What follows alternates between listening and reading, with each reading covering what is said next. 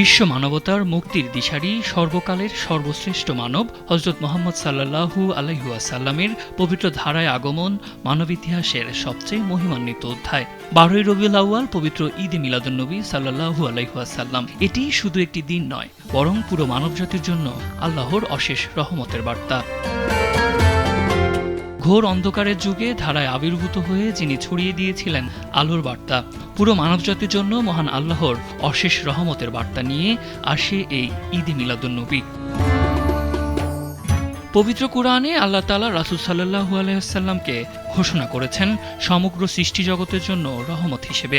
ইসলামী গবেষকদের মতে এ দিনে নফল ইবাদত ও নবীজির সুন্নাহ চর্চার মাধ্যমেই অর্জন করা সম্ভব প্রকৃত আত্মশুদ্ধি। ওমা আরসালনাকা ইল্লা রাহমাতাল লিল আলামিন। আই হাবিব, আমি আপনাকে পাঠিয়েছি শুধু পৃথিবীর জন্য না, শুধু মানব জাতির জন্য না, শুধু এই জমিনবাসীর জন্য না, বরং আমি আল্লাহ সমস্ত সৃষ্টি জগতের জন্য, সমস্ত কায়নাতের জন্য, আলামিন মানে সমস্ত সৃষ্টি জগতের জন্য আমি হাবিব আপনাকে পাঠিয়েছি রহমত হিসেবে। রোজা রাখতে পারি, যেহেতু এটা নবীজির স্বয়ং নিজে করেছেন, আমরা রোজা রাখতে পারি। ইসলামিক স্কলার প্রফেসর মুক্তার আহমদ জানান, বিশ্ব যখন অন্ধকার, অনাচার আর অজ্ঞতার অন্ধকারে ছেয়ে গিয়েছিল, ঠিক তখনই রহমাতুল লিল আলামিন হিসেবে আগমন করেন তিনি।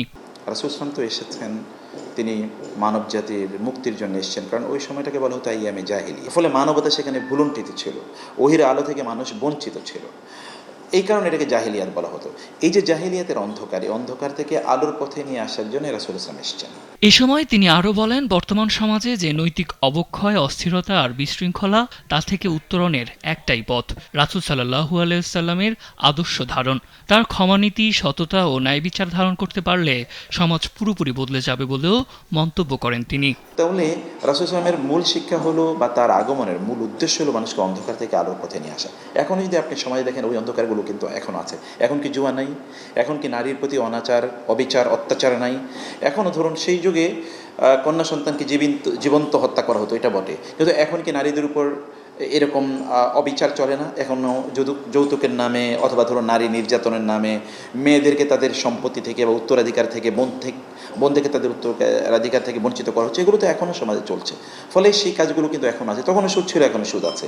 তখনও জুয়া ছিল, এখনও জুয়া আছে। তখনও মদ ছিল, মাদক দ্রব্য ছিল, এখনও আছে। তার মানে এটা আরেকটা জাহিলিয়াত, এটাও কিন্তু একটা অন্ধকারের যুগ। তাহলে অন্ধকারের যুগ থেকে যদি আমরা মানুষকে আবার আলোর পথে নিয়ে আসতে চাই, রাসূল সাল্লাল্লাহু আলাইহি ওয়াসাল্লাম যেরকম সোনালী মানুষগুলো তৈরি করেছেন, সাহাবায়ে কেরামের কথা চিন্তা করে দেখেন তো, মানব ইতিহাসে এই জমিনে, আল্লাহর এই জমিনে সাহাবীদের মতো কোনো জেনারেশন কখনোই আসেনি।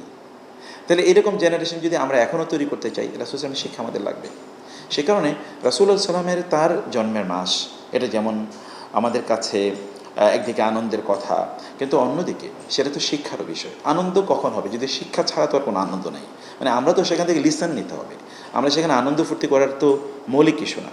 ধরুন আমি জন্ম নিয়েছি একটা মাসে বা কোনো একটা দিনে, ওই দিন আমরা আনন্দ ফুর্তি করতেছি, মদ খাচ্ছি, জুয়া খেলতেছি, নাচানাচি করছি, এটা কি সত্যি করতে কোনো আনন্দের বিষয় হলো? ওই দিন যদি আমি খুব ভালো কাজ করি, আমি পৃথিবীতে এসে এই পৃথিবীর জন্য নতুন কী করলাম, এখানে মানুষের জন্য আমি কী করলাম, আমার আত্মীয় স্বজনের জন্য কী করলাম, আমার পাড়া প্রতিবেশীর জন্য কী করলাম, আমার রাষ্ট্রের জন্য কী করলাম, মানবতার জন্য কী করলাম, জনতার জন্য কী করলাম, দ্যাট ইজ ভেরি ইম্পর্টেন্ট। রাসূলুল্লাহ ইসলামকে আসলে মানুষের কাছে পরিচয় করিয়ে দিতে হবে, তিনি আসলে কে। যেমন আমি যদি আমার নিজকে একজন মুসলিম হিসেবে দাবি করি, তার মানে আমার এই আইডেন্টিটিটা আসে কোত্থেকে? রাসূলের কাছ থেকে। রাসূলের কাছ থেকে আমি আইডেন্টিটি নিচ্ছি, আমি তার একজন অনুসারী, তার উম্মার একজন সদস্য বলে আমার নিজকে আমি দাবি করছি।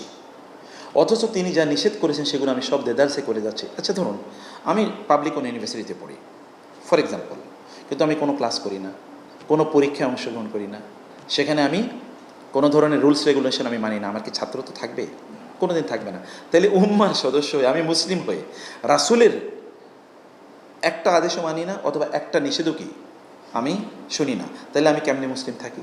তাহলে এখন যে সকল লোকেরা তারা ছিনতাই করছে, তারা রাহাজানি করছে, তারা ধরুন অশ্লীল কাজ করছে, তারা মানুষকে ইফটিজ করছে, অথবা ধরুন এই যে মানুষের সন্ত্রাসী কার্যকলাপ চালাচ্ছে, এই কাজগুলো যারা করছে এগুলো সব রাসূল নিষেধ করেছেন, মানুষের হকের সাথে সম্পৃক্ত। এই কাজগুলো যারা করেন তারা রাসূলের উম্মত হয়ে তারাই কাজটি করতে পারেন নিশ্চয়ই, অতএব তারা রাসূলের উম্মত থেকে খারিজ হয়ে যাচ্ছে, বের হয়ে যাচ্ছে। অথবা তারা যদি দাবি করে তাহলে এটা মিথ্যা দাবি, আর এই দাবি নিয়ে সে আল্লাহ রাসূলের সামনে কোনোদিন দাঁড়াতে পারবে না কিয়ামতের দিন। রাসূল তো বলবে সুহকান সুহকান লিমান গায়্যারা দীনি বাদি, তুমি না আমার দিন অনুসারে চলনি, অতএব তুমি আমার কাছে আসছো কেন? তাহলে রাসূলের কাছেই তো সে যেতে পারবে না। আর রাসূল যদি কাউকে উম্মাহ হিসেবে ডিসওন করে যে না তুমি আমার উম্মাহ না, তাহলে ব্যক্তির তো মুক্তির কোনো উপায় নাই।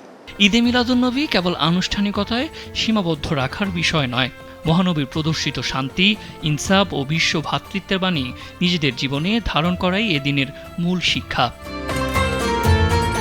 মহানবীর দেখানো আলোর পথ ধরে কেটে যাক সমাজের সব অন্ধকার, বিশ্বজুড়ে প্রতিষ্ঠিত হোক মানবতা। মহিমান্বিত এই দিনটি ঘিরে এমনটাই প্রত্যাশা ধর্মপ্রাণ মুসলমানদের। সাদ আহমেদ, দেশ টিভি, ঢাকা।